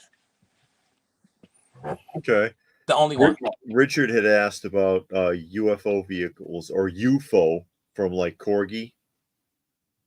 I have nothing from Corgi. A lot of my stuff is going to be action figures. It's very rare that I'll get anything that's a non-action figure. I will do it. I was in the Spirit of Halloween about maybe 2 or 3 years ago, and they were selling those old Ben Cooper mask with the outfits as well. So I bought a ton of those, and they were on sale because I waited for Halloween to be over, and they were selling them. They were initially selling for like $40, and then they were like on sale on clearance for like about $9. So I scooped all of them up. So what you mean the figures? You mean the figures or the actual costumes? The actual costumes. The actual mask with the costumes. So those like my only non-action figure items I do outside of my comic book collection. But stuff like that. I want to see if there's one nearby. No. Hey, Action Joe Figs. Action Joe Figs is joining us here today. King David. That must be. But hey, the crown goes over. Now people expect me to have this when I go to the shows. You got to see it. You got to take it with you now. Yeah, I got to take it with me now, and I got to get into character. Yeah. When I go to the conventions, and if I don't have it, people are coming up to me and they're like, "Where's the crown?" And I'm like, "Who are you?" that's where it's at now. That's where it's at now. Now I got to get like a little sash and a little half cape over my shoulders and stuff, and go around like the king of cartoons from Pee Wee Herman. Oh my God. He would do that too. Oh, would I? Yeah. Yes. I would do that. Yes. Oh, I thought you had a question. No, they were. I was reading some of their questions. Oh, okay. Yeah. Somebody said, "Do I have, or do you, or I have any kids books or collectible items, or do you have any classic cartoon or movie kids books?" I have, and I just started this about maybe a year ago. Like I said, it's just a fascination of mine. I've always been a fan of the Nancy Drew and Hardy Boys books, hardback printed books that came out, back in the day, right? The 60s. Oh yeah. 50s. They 60s. printed those for a long time. From the So I have about I can't find anything these days. This is what I'm talking about. I got to clean up down here. They had action figures in the 70s. Did they? I know, but yeah, like those. So I collect these. I have about and with these books, because they're like, this is like from the 1960s. Smells like 1960. Okay. I got that whole collection from a estate sale, and it was at the end of the estate sale. And I asked the guy, how much were the books? He said you can take all of them for $5 to include the shelf. And it was a bookshelf. That's fantastic. And it was full. And I had already had a bunch. So I took all, and it had Nancy Drew and the Hardy Boys. The Hardy Boys. Yeah, so I brought them all, and then I made a complete collection, and then got rid of the duplicates. I'm missing it. I might be missing a few in there. Like I said, my wife's mom went on a hunt for me and found a ton of them for me. Yeah. So somebody asked me, do I still have my comic book collection? Do I have a comic book? Yeah, I have a sizable comic book collection. I want to say right now, I'm somewhere around 3,000. Oh, that's good. That is a sizable. I know I watched when you did the Vampirella, because Vampirella is my absolute favorite. So I wasn't into that until you did it, and you showed the page, and it was slow enough to kind of read it a little bit. Right. How cool is that? This ain't bad. Yeah, because back in the day, there was an actual story, and it wasn't just skimpy outfits. Right. It mattered. Yeah. But, I collect a lot of this stuff now. And I can just show you a couple things.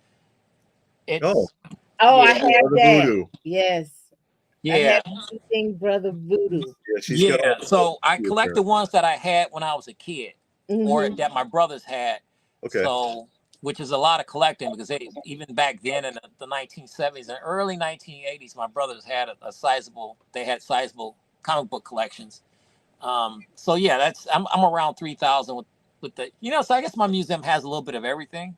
You pretty much can find anything in my, like you guys, you can find a little bit of everything in our museums. You got music in your museum? Records, CDs, tapes? No. I'm thinking, that's the cool part about it. I got so much stuff. So it's like, no. Well, the closest things I have to that would be my gym collection. And, they came with the cassette tapes. Yeah. Oh, okay. So that's, I can't get one. I can get one. Let me see. I don't, and watch, I'm grabbing one that probably. I'm grabbing one there you that go. probably. Oh, and it Yeah. has a tape in it. Yeah, Oh, yeah. wow. Okay. Yeah. So it's got the, and this is from 19. What year? Should be like 84, 85, I think. Yeah, I want to say 86. I did a video on it. Yeah, I did a video on it. I want to say 1986. Okay. 85. Well, I'll go with what you said, Dave. Probably 85. I mean, But, I could be off, but that feels right. That feels about right. And she was, you know, I had to have her because, I mean, she was, I watched the cartoon sometimes, but I just thought it was cool that they had a doll after all these characters from the cartoon. So, and I found out through some of my collecting buddies that, you know, that were collecting them, that, you know, they knew people that were selling them. And I said, well, let me, you know, could you put me in touch with those guys? And yeah, so I have maybe 3 or 4 of these guys. So, and because they're, you know, they are expensive, you know, they're kind of pricey, not too pricey, but, you know, they're, I guess you can say that this is a vintage item. It's from 1985 or something like that. What would you call a vintage item? Is it from the 80s? Well, yeah. 70s? I mean, a vintage, technically, vintage is anything that's 20 more years. than 20 years. Yeah, 2000 is vintage. Now. Yeah. Really? 2005, because that's 20 years. You feel that's old 20 now? years. So Yeah. that's the thing. So let me write that down. Okay? You feel older? I feel very old now. I'm probably the oldest one in this video on this live stream. So let me see. Vintage 20. I didn't know that. Yeah, 20 years is vintage. 20 years is vintage. And 100 years is antique. Wow. So I guess, yeah. So I guess you can get vintage plates on your car if it's 20 years old. That's right. That's right. So I guess my Clash, she's vintage. But to the earlier question, I think this is the only about musical thing that I have. So I guess you can say that I got about 3 or 4 of these, and they got cassette tapes in them. I've never played them. As you can see, she's mitten box, and everything is, you know, locked up and tied down. So, but yeah, that's the close thing I got to music. You couldn't really be a music collector, record collector, because you would have to play them, and you wouldn't do it. No, I wouldn't. And I tell you, the closest thing, now that no, you're right. No, I wouldn't listen to it. My sister, and I'm still trying to figure out how this worked. Back in the 1970s for Christmas, my sister got the Incredible Hulk versus the Abomination, and it came with a record player and a record, and you played the record, and it came with the book, and you read along. Yes. And I'm looking for that on eBay now, just the one that she had, and I thought that was so cool. I'm trying to figure out why would my parents give that to her for a present. She's a girl, you know. You know, give her the Easy Bake Oven or something. That should have been for me. All right, but she got that, and she loved it. She loved it, and then we played it and listened to it. It was fantastic. But I enjoyed listening to that record on her little record player. Like I said, it came with a record player and everything. It was really cool. I thought that was the coolest and neatest thing, interactive wise, for 1975 or 1976 or whatever year that was for Christmas. But that's stuff like that I'm looking for. But you're right. Even getting that would have to be mitten box, and I wouldn't listen to it. So you couldn't even buy a CD to play in the car. You could buy an open one. Yeah. Right. Oh, Johnny, you too much. Yeah. So do you have the Kenner Hardy Boys on the radar? No. I don't have anything outside of those books for Hardy Boys. Is that something you'd be interested in tracking down? Listen, anything Hardy Boys, yeah. You know which one it is, right? You've seen them? No. Really? I've got the set if you want to see it. You got the set? Yeah. There's only 2. and it's based on the Saturday morning live action show from the 1976. Really? Yeah. Yeah, he got both of them, and they got a Nancy Drew too. No, they didn't make Nancy. Oh, Drew. they They didn't didn't make make Nancy. No, they didn't make Nancy. No, My they bad. threw Nancy to the curb. But Joe and them didn't do well, huh? No. No, it's the Kenner Hardy Boys. Let me get this over here from the live action Saturday morning. See, I there's never saw that before. Parker Stevenson from the. You might remember the show. Yeah, I remember the show. There's the Parker Stevenson, and it's the same body. They used this mold for the 1978 deluxe Star Wars Han Solo and Luke Skywalker. Really? And also for the 1980 Indiana Jones doll. Oh, wow. It's all the same body. So what's a good going price? So I'm going to track that down. What would be a good going price for that? Geez, off the top of my head, I probably wouldn't pay more than 100 a piece. Okay. You see, there's the Sean Cassidy. Yeah. Why does he look so much cooler? Because I guess he was the cooler one of the brothers. He was the younger brother, though. Yeah, he was the younger brother. And they have their instruments have that red lens on it, and paper and little pens so that you could write on it and make secret codes. Oh, how cool is that? But see, we wouldn't know that if it wasn't in the box, right? Yeah.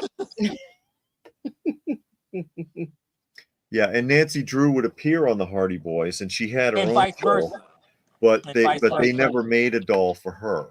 Right. Just these two. Which is a sin because, I had a crush on the young lady that actually played Nancy Drew. Also, the thing is, as far as performance, she was the only actual actor, and these two were a couple of dimwits on the show. They were they could sing and they looked all right, but acting, no, they were not seasoned at all. It was like Will Smith on the Fresh Prince. Oh, you could tell, right? Couldn't act. You could tell. Yeah, but I enjoyed the show. I grew up watching that show. He shows up later on Falcon Crest as like a cocaine addict, though. Really? Now, did he had another show, a sci-fi show, in the 80s, the late 80s. I can't think of it. Didn't last long. It was some type of a he was a crime stopper type, I don't remember. Yeah, he was supposed to be some type of genius or something. But yeah, it's the same exact body they used for stuff like this. Yeah. It is the Kenner Indiana Jones. They recast it a bunch of times. But yeah, that's cool. Those are classic to me. I love that kind of stuff. That's the type of stuff. Let me put those down. I'll write that down too. That's the stuff right there that I'll go after.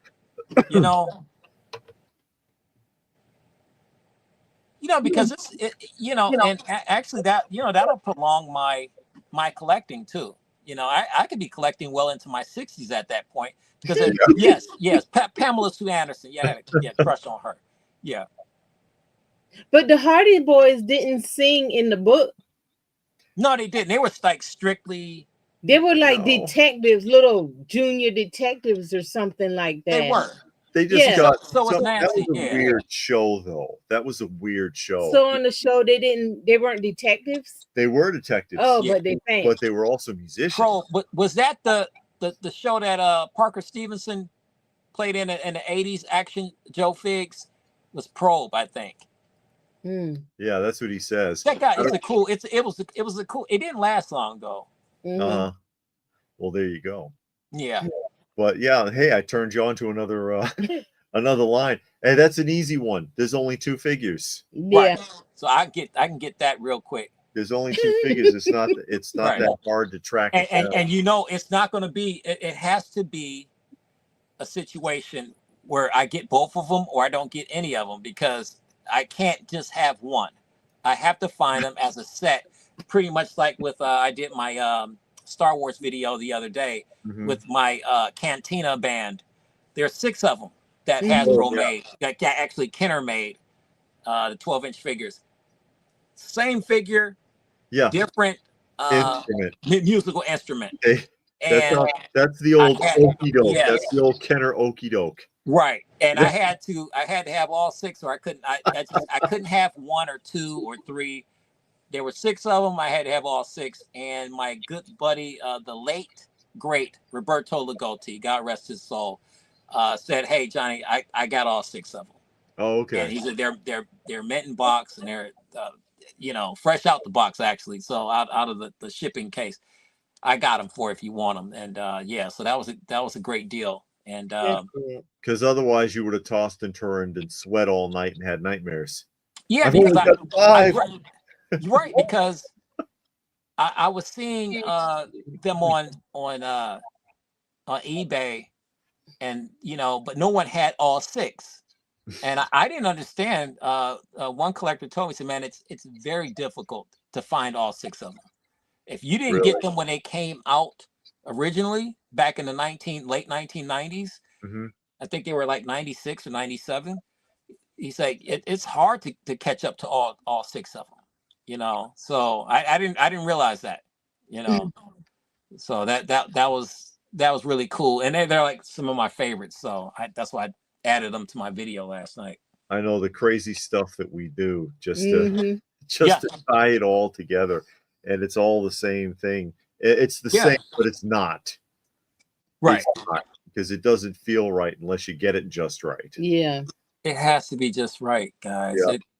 Yeah. For me, I sleep better at night knowing that,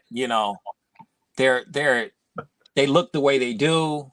They're in the condition that they're in. Yeah. I just feel better. Anyway, I'm not going to call it a disease or illness. I'm going to call it a condition. There you go. Okay? It's a condition. It's a preference. Yeah, there you go. It's a preference. But anyway, we're getting close to 2 hours, so we're going to go ahead and start wrapping things up. Of course, absolutely. Thank you so much, Johnny, for joining us here this always evening. A pleasure. We appreciate it. And remember, guys, go to MIB Master Toy Museum.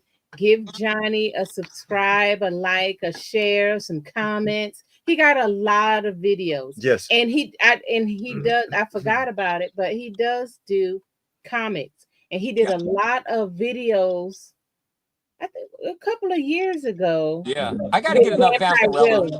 Yeah, he did the Vampirella. And I wasn't into Vampirella until I saw that. And then, but he got a lot of stuff, a lot of discussions. I like the discussions more than the video, the toy reviews. So I do watch the discussions a lot more. Yeah. But he do a lot of toy reviews, a lot of discussions, stuff like that. So check him out. Give him some love. You know how we like to support the community. Yeah, and Paul Knapp is in here as well. Yes, Paul Knapp has a lot going on. I think he can be commissioned to do 1/6 scale G.I. Joe figures. So if you go to his channel, he's showing a lot more. He's doing a lot more. Yeah. Videos. So go to his channel, check him out. Check him out on his live streams.